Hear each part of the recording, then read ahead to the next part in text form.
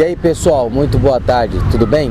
Olha só, em primeiro lugar quero falar para você compartilhar esse vídeo, curtir a nossa página e divulgar em todas as suas redes sociais o trabalho excelente que a página TV Guarujá News está fazendo, tá bom? Hoje eu estou aqui com o Dr. Rogério Domingues para falar sobre um assunto que é realmente complicado e em tempos de eleições, né, Dr. Rogério? As pessoas, principalmente os políticos, prometem que tem a solução, né, nas mangas aí, né, por debaixo das mangas.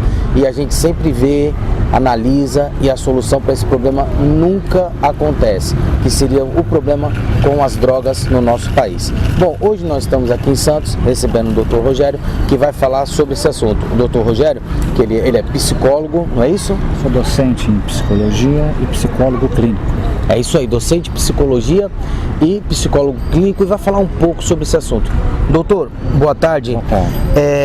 O que seria, qual a definição real para dependente químico ou dependência química? A dependência química é um fenômeno mundial, onde o indivíduo se serve do uso de substâncias psicoativas, cujos efeitos provocam alterações estruturais e psicológicas no sistema nervoso central do indivíduo, obviamente com consequências deficitárias. A palavra dependência por si já define, é quando o indivíduo já não tem mais algum controle sobre o consumo. Eu costumo dizer, ele não tem mais a droga o tem. A partir da instalação da dependência química, que isso não é aferível, não tem como ser monitorado isso, em tal momento acontece ou em tal momento não acontece, ele já não consegue mais viver sem o consumo da substância psicoativa e passa a partir daí por N práticas de vida para obter o produto, ou melhor, a substância para consumo. Isso é dependência. Bom, segundo a Organização Mundial da Saúde, só complementando, isso é uma doença crônica, progressiva, recorrente e letal. Não tem cura. Não tem cura. Não tem cura. Dependência química não tem cura. Mas muitas pessoas prometem a cura para a dependência química, né? É preciso tomar cuidado, né? As palavras têm força, mas existem palavras ao vento, né? Prometer e cumprir há uma distância a ser preenchida, né? Isso não acontece. O que é possível com uma avaliação apropriada, criteriosa, com a participação de N atores nesse palco, né, desse fenômeno, é possível aí conquistas. Que conquistas são essas? Por vezes um tempo considerável de abstinência, não uso da substância psicoativa. Aí sim, estamos falando na literalidade uma verdade, mas cura propriamente dita, segundo a Organização Mundial da Saúde, não há cura para a dependência química. Bom, existe uma classificação sobre as drogas, as piores drogas, quais são as piores drogas hoje e o que a gente pode assim classificar de uma maneira, né, objetiva, até para esclarecer para as pessoas o que é perigoso ou não, o que vicia ou não, como é que existe uma classificação dentro desse estudo que o senhor vem atuando e que a Organização Mundial da Saúde expõe? Droga pior ou não pior, é preciso ter muito cuidado com essa arguição, com essa fala, porque a avaliação não é por aí que acontece. Droga é droga, mesmo as lícitas, né? Se nós formos ler as bulas, o que não falta lá são efeitos adversos. Então estamos falando aqui das drogas ilícitas. Todas são nocivas, né? Até um baseadinho, isso... Para quem não sabe, o baseadinho, a cannabis, a maconha, né, ela é uma droga psicoativa perturbadora do sistema nervoso central. Ela tem dois elementos principais na sua composição, que é o delta-9-tetracannabinol e o cannabinol. O delta-9 é o elemento perturbador, e o cannabinol é o elemento ansiolítico, que quando extraído da cannabis em laboratório, feito medicações, serve para questões de ansiedade. E é uma droga que, quando chega a provocar alterações estruturais cerebrais no indivíduo, são de ordem permanente, é irreversível, diferente de outras drogas. A maconha, ela pode ser pior do que uma outra droga sintética, uma droga química? São características da cannabis. É que nem a cocaína, o cloridrato de cocaína e o substrato, no caso o crack. O crack, ele provoca rabdomiólise, que é uma degeneração muscular do indivíduo. Por isso que o emagrecimento em torno de 8 quilos por mês, o usuário de crack, ele acaba passando por esse fenômeno, mas é o músculo degenerando. Em algum momento é pele e osso, em algum momento é óbito. Então, assim, toda e qualquer droga provoca danos nocivos à saúde humana. Então, respondendo, se eu fosse perguntar para você, você é a favor ou contra a legalização da maconha? Eu vou me posicionar, assim, sou contra a legalização de toda e qualquer droga psicoativa. Eu também concordo, tá certo. Não acredito que exista no planeta algum país a lidar com isso de uma forma, com essa liberação, fora decisões políticas, tendenciosas, de interesse, né? Assim, à luz da ciência, não acredito que funcione, né? Vai aliviar, talvez para uma decisão política, para uma decisão econômica, mas não vai aliviar para o usuário, por dependente químico propriamente. Nem para as famílias. Nem para as famílias, não vai aliviar em absolutamente nada. É o que mais machuca, né? Então, já que é para liberar, por que não libera educação de boa qualidade? É verdade. Né? Libera assim, justiça social de boa qualidade, acesso à saúde de boa qualidade, né? Nós poderíamos, aspas, nos viciar nisso, né? Mas preferem deixar o povo viciado em outras coisas, né? Na ignorância. Na ignorância, é verdade. Bom, só que eu gostaria de saber, o senhor trabalhou e trabalha ainda nesse campo, 22 anos, por que as pessoas procuram as drogas? Qual o motivo das pessoas irem para esse caminho? As variáveis são diversas, mas eu vou pontuar algumas principais. Se pudéssemos todos acessar prontuários, psicoterápicos, psiquiátricos, enfermagem, dessas unidades que tem aí, que podem de repente ser aberturas para pesquisas, né? Uma das grandes vulnerabilidades que precedem o que explica de certa forma a busca pela substância psicoativa, nós temos grandemente presente a dependência afetiva. Não é só o usuário, existe a droga da família. Tem família que não vale uma droga. A droga das amizades, a droga, né, daquilo, apesar de todas as qualidades midiáticas disponíveis e profissionais altamente capacitados, como tudo nesta vida, né, tem drogas midiáticas também, né? Na web está cheio disso, sim, né? Então, assim, é preciso, mas assim, um grande núcleo a ser trabalhado na adicção é o núcleo afetivo. Geralmente a pessoa teve um probleminha ali de afeto, é o indivíduo da fartura. Recorre às drogas. O adicto é o indivíduo da fartura, né? Fartou mãe, fartou pai. Entendi, verdade. Então, que é a base. Daí por diante é uma loteria.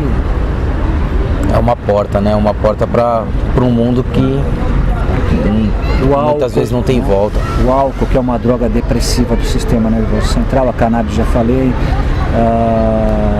o cloridrato de cocaína, cloridrato, o crack, são drogas euforizantes do sistema nervoso central e vai por aí. Anfetaminas. Eu gostei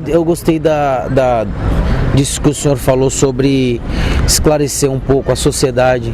Talvez se a sociedade tivesse acesso a prontuários ou a esses dilemas, profissionais tivessem acesso a profissionais, pesquisas para jogar para a sociedade e passasse para a sociedade. Bom, espero que esse nosso papo chegue a muitas pessoas e conscientize, né, bastante pessoas acerca disso, que às vezes não tratar bem dentro de casa, evita diálogo, acolhimento. Afeto é uma linguagem humana que na sua origem, em essência, é muito pouco, diria, na sua expressão, maculada. Ela, quando praticada, principalmente pela figura materna e figura paterna, é de uma pureza e de um alcance que nada, discurso nenhum posteriormente, compensação nenhuma posteriormente, vai substituir, né? Então, assim, começa em casa, tudo começa em casa. É verdade. Bom, vamos continuar aqui. Clínicas. É a solução? Como resolver isso? Elas resolvem os problemas com os adictos? Não, resolver ou curar, absolutamente não. Algumas trabalham de uma forma honesta e, de fato, possibilitam a família que é alcançada, tem que ser alcançada por esse trabalho. São famílias que serão instruídas, habilitadas por ferramentas oferecidas por esses profissionais no trato diário pós-internação. Quando é que eu interno? Interno quando o indivíduo está em prática de uso, tendendo a uma overdose, tendendo a surtos psicóticos ou dentro de um surto psicótico propriamente dito, devido ao uso. Aí eu tiro do risco, eu interno, para que ele pare de usar da forma abusiva, para uma dessensibilização de pelo menos 3 meses, que é uma prerrogativa da neurociência, uma internação mínima de 3 meses, que é para uma dessensibilização do uso abusivo.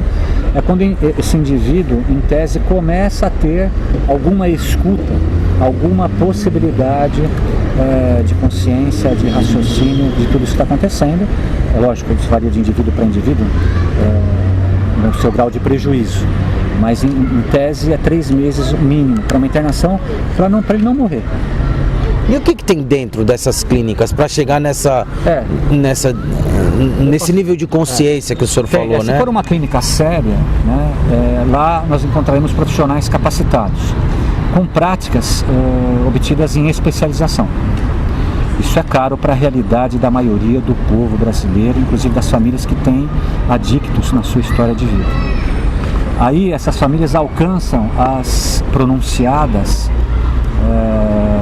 comunidades terapêuticas. É comum as comunidades terapêuticas, pelas facilidades burocráticas junto à Anvisa e aos órgãos de conselhos, algumas facilidades na estruturação física e na parte de documentação e no staff necessário também, que é mínimo. Essas comunidades terapêuticas recebem subsídio do Estado ou alguma coisa parecida? Algumas recebem, mas mesmo assim eu questiono a prática diária, porque o psiquiatra aparece lá ou semanalmente ou quinzenalmente, ele replica o receituário. Só para o cara às vezes continuar afastado do INSS, mas não existe um tratamento, não, né? O tratamento propriamente dito não acontece em comunidade, salvo exceções, não acontece em comunidade terapêutica. Um tratamento adequado, pertinente à complexidade do quadro, enxugar gelo, né?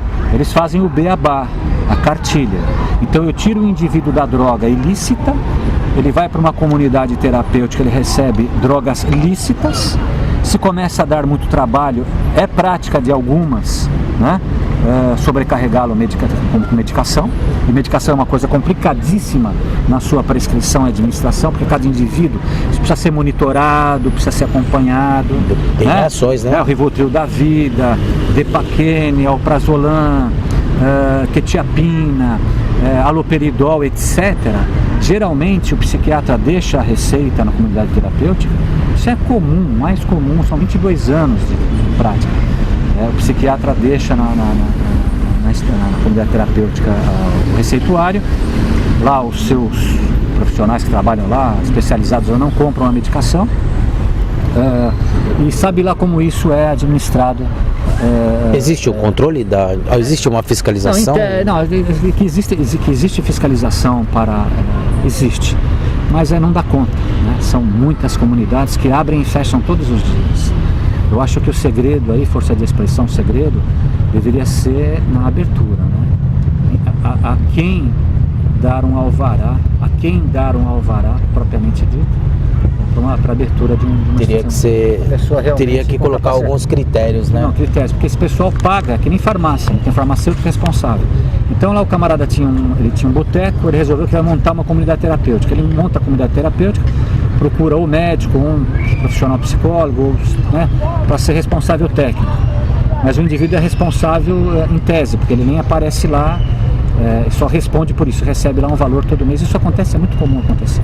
Mas não é correto. Não é óbvio que não. Se vocês encontrarem aí um índice acima de 10% dessas comunidades que estiverem todas em condição de trabalho, por favor me avise, né? Porque não é comum isso. Não é comum. Ou é com o corpo de bombeiros, ou é com a parte de nutrição, ou é com a parte, ou é Corém, ou SRP, ou CRM, 100%, eu tô para ver. E quando tem 100%, o custo para a família... E é um perigo, porque justamente isso que eu ia falar, porque a família acaba colocando as pessoas ali e não vai ter resultado nenhum. Porque virou aí o comércio e a indústria da desesperança. A família, quando está desesperada, vendo um ente querido em tal situação, elas não conseguem parar para pensar muito. O ideal é que elas fossem nas clínicas antes, é que não dá tempo às vezes, que o indivíduo está em crise. Na realidade só procuram as clínicas quando... Só em crise. É igual quando está com com o câncer, né? Tá doendo, agora vamos fazer a quimioterapia, fazer isso, fazer aquilo. Bom, solução. Deixando claro que eu não estou generalizando. Não, isso está bem claro. Mas assim, se houvesse staff suficiente, gente suficiente para fiscalizar, que eu sei que tudo isso é complicado, e fizesse uma fiscalização cabal, uma fiscalização literal, muitas estariam fechadas. É verdade. São 22 anos de atividade na área. Bom, esse ano é ano de eleição e a gente, se as pessoas parar um pouco para analisar, vai perceber que vai ter muitos candidatos, principalmente a presidente da República, ao Poder Executivo, que vai vender solução para esse tipo de problema. E realmente, como o senhor já falou e já está comprovado em documento, a própria Organização Mundial já falou que não tem cura.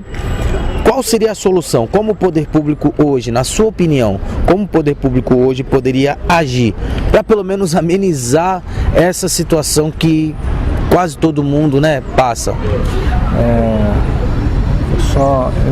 Eu tenho a resposta para você, mas antes rapidamente eu vou fazer uma analogia. Por que o americano e outros países, Portugal hoje, ele lidera os resultados que tem obtido com essa questão de dependência química. Mas o que envolve? Grandes investimentos, profissionais capacitados para desenvolver pesquisa, para propor tratamentos e alternativas de tratamentos e acompanhamentos. O ideal é que cada caso, é aí que está o complicador também. Apesar das similaridades de dependente para dependente, cada caso, em tese, tem que ser visto de uma forma muito particular, porque é um universo particular, porque a questão da droga está ligada com a personalidade do indivíduo também, está ligado também com o contexto no qual o indivíduo se desenvolveu e vive. Então são N variáveis complicadoras, né, de tal fenômeno, que exigem pesquisas sérias, pesquisas pontuais por pessoas capacitadas para poder propor a solução. Quando o senhor fala a solução, eu fico muito preocupado. Ou amenizar, não sei.